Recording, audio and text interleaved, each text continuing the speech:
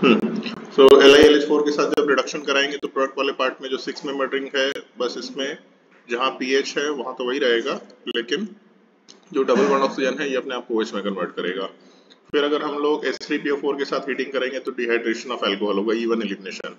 अगर even elimination होगा इसका मतलब जहाँ पे OH ग्रुप है वहाँ पे पॉजिटिव चार्ज बनेगा और रीअरेंजमेंट की पॉसिबिलिटी है। OH वाले पार्ट पे पॉजिटिव चार्ज, फिर फिनाइल शिफ्ट। अगर फिनाइल शिफ्ट होगा तो एक जगह पे pH, दूसरी जगह पे pH और एक पॉजिटिव चार्ज, यहीं से एलिमिनेशन करा के अगर मेजर प्रोडक्ट बनाना है तो ये बना सकते हैं, माइनर बनाना है तो एक और भी एक्स्ट्रा प्रोडक्ट बनाया जा सकता है।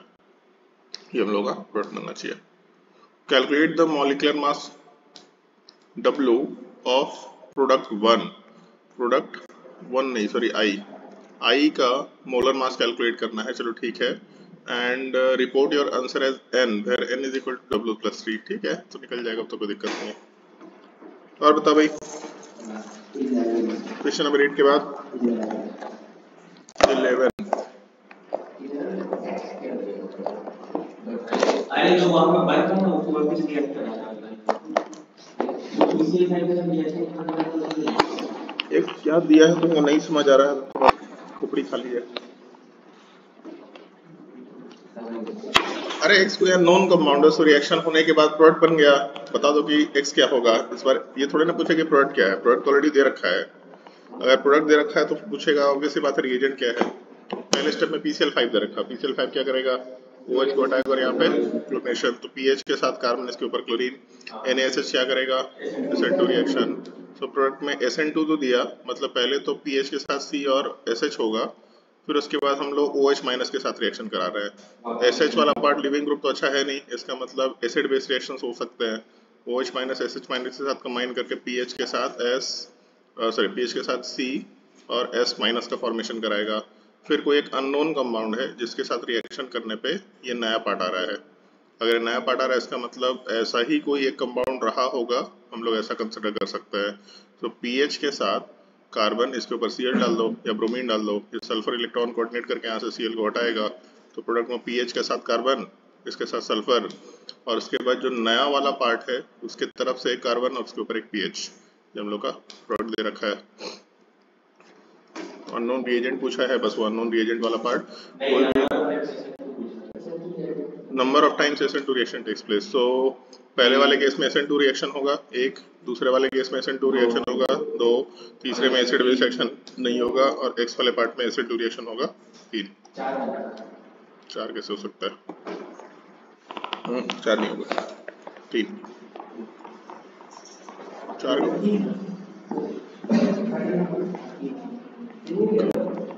ऐसे ही आंसर गलत बोल देता है। हाँ बोलो, क्वेश्चन नंबर 13। तुम तो गधा है ही। क्वेश्चन नंबर 13 में how many of the following compound with gives 5। अरे ये क्वेश्चन तो बहुत पहले का कराया हुआ यार, ये तो GOC में कराया हुआ है, एरोमेटिक कंपाउंड में।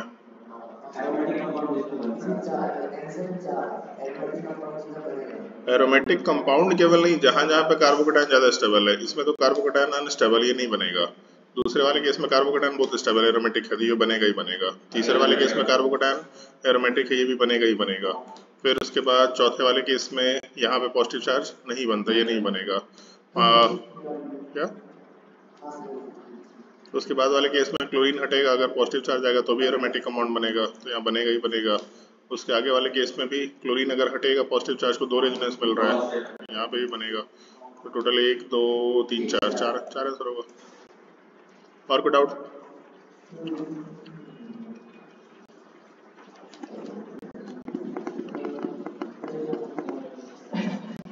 जल्दी बोलो, और कोई डाउट?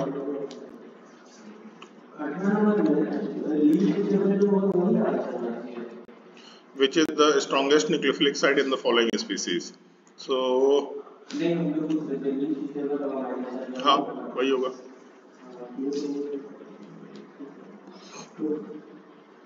ये आंसर दिख रहा है 4th नंबर। तो नेगेटिव चार्ज 2 जगह -M में जा रहा, नेगेटिव चार्ज 1 जगह -M में जा रहा, नेगेटिव चार्ज ऊपर वाले में नेगेटिव चार्ज sp2 कार्बन के ऊपर है, बट स्टिल sp2 से तो कहीं ज्यादा स्टेबिलिटी बाकी जगह पे है, इसलिए 4th आंसर होगा। और कोई डाउट? When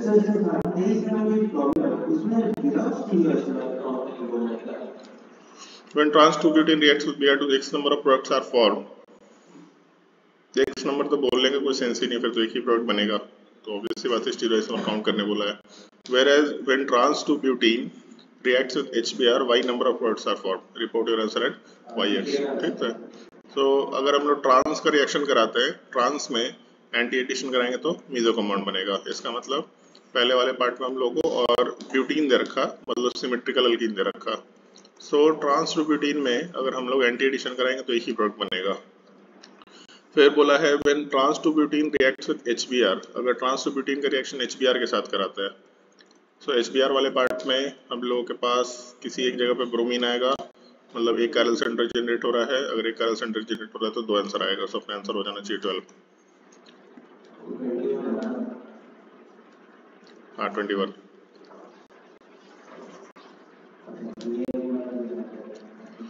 और कोई doubt? 20. An alcohol A, 0.22 gram of this alcohol liberates 56 ml of CH4 at STP on reaction with CH3 MgBr. Write the molecular weight of the alcohol to satisfy this condition. बनने लायक सवाल है. एक कोई alcohol है, alcohol वाले part का reaction अगर हम लोग CH3 MgBr के साथ कराते हैं, ये हम लोग जेरेविथ-नॉफ मेथड में पढ़े थे, तो प्रोडक्ट वाले पार्ट में CH4 का फॉर्मेशन होगा और कुछ एक्स्ट्रा आयंस का फॉर्मेशन होगा. तो ऐसा बोला कि अगर हम लोग 0.22 ग्राम ऑफ अल्कोहल लेके चलते हैं, 0.22 ग्राम ऑफ अल्कोहल, तो अपने प्रोडक्ट वाले पार्ट में 56 ml ऑफ CH4 लिबरेट हो रहा है STP कंडीशन पे. 56 ml का मतलब हो गया, हम लोग नंबर ऑफ मोल्स जब निकालेंगे तो 56 into 10⁻³ divided by 22.4 litre consider कर सकता है. सो 56 से ये डिवाइड हुआ क्या आ जाता है, चलो ठीक है. सो 224 इसका मतलब 10⁻⁻1 कर लेते हैं. अपने कैलकुलेशन में 4 टाइम्स कैंसल आउट हुआ डेसिमल हटने के बाद, बाकी बचेगा यहाँ पे 10⁻². सो नंबर ऑफ मोल्स 0.01 आ जा रहा है. सो दूसरे वाले केस में हम लोगों का सॉरी ठीक है 1/4 मतलब 0.25. तो 2.5 0.0025. ठीक है. फिर बोला है ठीक है, अल्कोहल के बारे में कोई कमेंट नहीं किया है, मतलब हम लोग सिंगल OH ग्रुप लेकर के चलेंगे, नहीं तो डायोल वगैरह भी हो सकता था, लेकिन कोई कमेंट नहीं किया, मतलब सिंगल अल्कोहल लेके चलेंगे. सो हम लोगों का एक अल्कोहल में एक ही H+ है. अगर एक H+ है इसका मतलब एक H+ एक CH3 के साथ कंबाइन करके एक ही CH4 बनाएगा, मतलब इसका एक मोल CH4 के भी एक मोल का फॉर्मेशन करेगा. तो अगर CH4 के 0.0025 मोल्स का फॉर्मेशन हो रहा है, इसका मतलब यहाँ पे भी नंबर ऑफ मोल्स यही होना चाहिए, 0.22 divided by molar mass must equal to 0.0025, या फिर ऐसा ही कर लेते हैं 2.5 इंटू 10⁻³ तो अपने कैलकुलेशन में वाला पार्ट कैलकुलेट करना है. 2.2 इंटू 10⁻1 डिवाइडेड बाई 2.5 इंटू 10⁻³ क्या कट दे. थोड़ा सा डिफरेंस दिख नहीं रहा. ऊपर अगर 225 होता, 2.25 होता और नीचे 250 होता है तो आराम से 25 से कैंसिल आउट कर सकते हैं, तो अपने कैलकुलेशन में 9 टाइम्स कैंसिल आउट हो जाएगा ऊपर वैल्यू. 9 इंटू 10⁻², मतलब 9 भी नहीं हो रहा, हम लोग ऊपर 2.25 ले रहे हैं ना, 22 कर लेते हैं. हाँ ठीक है, 9 ही रहेगा. 9 इंटू 10⁻² से 10⁻² मतलब 900 आंसर आ रहा है, शायद ऐसा ही कुछ आ रहा है.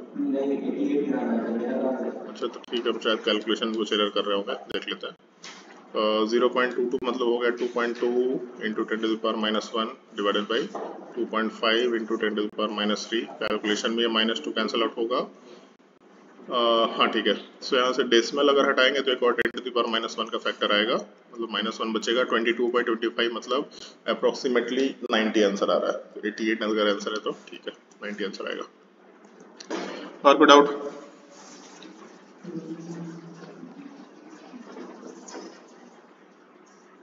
जल्दी बोलो. क्वेश्चन नंबर समझ आया? क्वेश्चन 24 कौन सा? Question number 28. Find the molecular weight of a sweet smelling compound which can react with LH to give sweet smelling substance एक ही होता है ईस्टर, कोई सा भी ईस्टर ले लो, जो भी ईस्टर हो केवल इथेनॉल बना रहा है, केवल इथेनॉल बनाना है। ऐसा हम लोग रिग्नार्ड रीजन में क्वेश्चन किए थे। हम लोगों को LiLH4 के साथ रिएक्शन करने पे दो तरफ से अल्कोहल मिल रहा है, इधर से भी अल्कोहल मिलता है और इधर से भी अल्कोहल मिलता है। और हम लोग अगर एक तरफ से अल्कोहल बनाएंगे तो SR के साथ CH2OH और दूसरा R- के साथ OH बनेगा, लेकिन केवल इथेनॉल ही होना चाहिए। तो इसका मतलब R- वाला पार्ट C2H5OH हो गया, कोई चॉइस नहीं है, और दूसरे साइड से भी C2H5OH होना चाहिए। इसका मतलब R का मतलब एक ही कार्बन है, बाकी CH2OH हो गया। अब सवाल ये है कि ईस्टर कौन सा आएगा, तो अब इससे बात इससे जब ईस्टर वाले पार्ट में जा रहे होंगे तो R का मतलब एक कार्बन मिल गया, तो यहाँ पे एक CH3 कंसिडर कर लो, R- का मतलब दो कार्बन हो गया, यहाँ पे C2H5 कंसिडर कर लो, ये ईस्टर निकल के आ गया और इसका मॉलिक्यूलर वेट निकालना है। फैन को ऑन करते हैं कोई एक सा। हाँ बोलो। ये 29 इसमें मतलब एक सेकंड समझ आया क्वेश्चन नंबर 28। हाँ 29 में बोलो।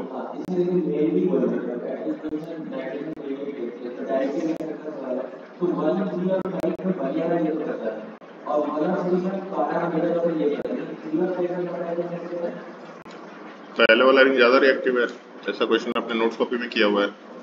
जिस रिंग में प्लस एम वाला इफेक्ट अटैच्ड है ये रिंग ज्यादा रिएक्टिव है, हमेशा इस रिंग में अटैचमेंट होगा, 5 वाले में तो होगा भी नहीं।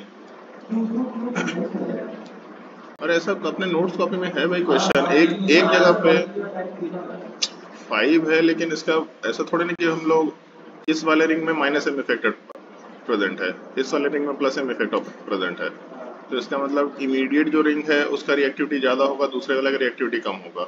ऑल्दो दोनों रिंग कनेक्टेड है तो ऑब्वियसली बात है नाइट्रोजन का लोन पे रेजोनेंस में आगे भी जाने की कोशिश करेगा। और प्लस एक और भी चीज है कि इस ग्रुप के मेटा पोजीशन की बात कर रहे हैं हम लोग 5th नंबर वाले पार्ट पे, वहां पे भी रिएक्शन हो सकता है, लेकिन मेजर हमेशा 3 नंबर पे आएगा, मतलब ज्यादा रिएक्टिव रिंग की तरफ से आएगा। क्वेश्चन नंबर 29 के अलावा question number 31, when ortho dibromobenzene is subjected to ortho dibromobenzene, अच्छा दोनों पोजीशन पे ब्रोमीन ब्रोमीन दे रखा, subjected to mononitration x number of products are formed when meta dibromobenzene is subjected to mononitration y bro, ठीक है। सो अगर ortho पे है तो कितना मोनोनाइट्रेशन हो सकता है, अगर ऑर्थो पोजीशन पे ब्रोमीन है सो ये कार्बन और ये कार्बन तो सेम है, इन दोनों में कोई डिफरेंस नहीं है, उसके अलावा ये दोनों भी सेम है, तो इसका ऑब्वियसली मतलब दो ही प्रोडक्ट बना सकते हैं, आइदर यहाँ कंसिडर कर लो या फिर यहाँ कंसिडर कर लो, एक ये पॉसिबिलिटी। और अगर मेटा पोजीशन पे चलते हैं, मेटा डाइब्रोमो, तब इस केस में यूनिक पोजीशन की अगर बात करें तो एक ये यूनिक पोजीशन है, फिर एक ये यूनिक पोजीशन है, और ये दोनों कार्बन सेम टाइप का है, दोनों में कोई डिफरेंस नहीं है, तो किसी एक जगह कोई यूनिक पोजीशन ले लो, तो टोटल यहाँ 3, पहले वाले केस में 2, ऐसा 2 स्ट्रक्चर बन सकता है। Report your answer as XY, मतलब 23 आइसोमेरिज्म का सवाल है, रिएक्शन मैकेनिज्म का सवाल नहीं है। और पुट आउट 31 के अलावा कॉम्प्रिहेंशन में, कॉम्प्रिहेंशन का हुआ क्या छूट गया था,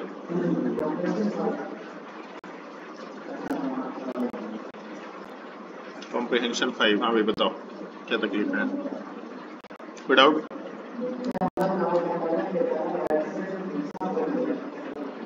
क्या बोला हमको समझ नहीं आया, पहला डाउट पहला का ये हो गया ऐसा हो गया, लेकिन बन भी गया और आंसर भी नहीं आया, पता नहीं क्या क्या बोल दिया। The structure of x is, सब कुछ घुमा फिरा कर तो पहला ही होगा,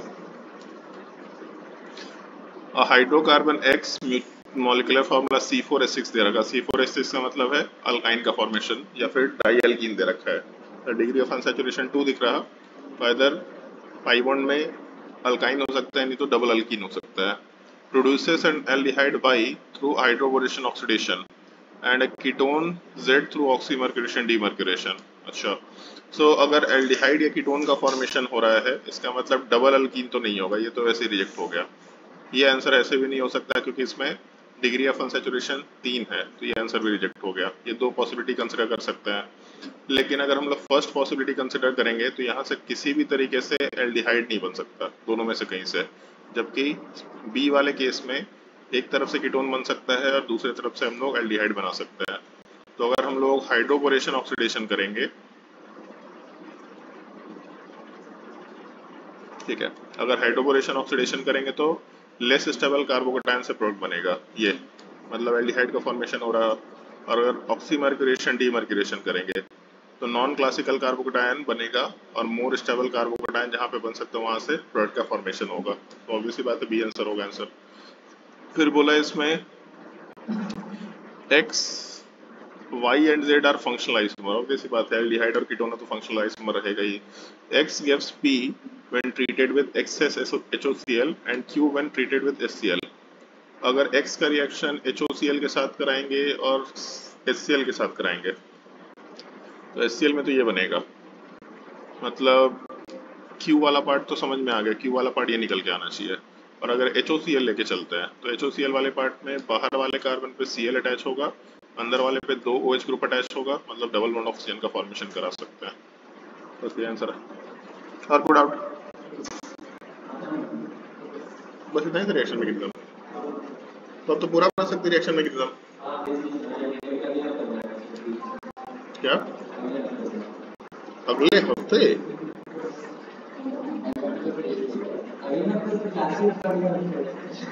क्या